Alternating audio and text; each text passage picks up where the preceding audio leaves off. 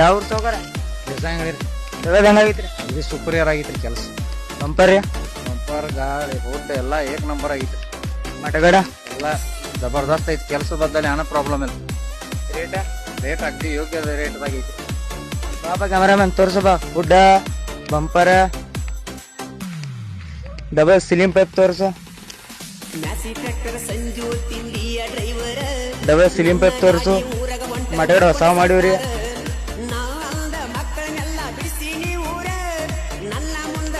ಹನ್ನೆರಡು ಕಂಡಾಳ ಪೈಪ್ ಹಾಕ್ಯಾರ್ರಿ.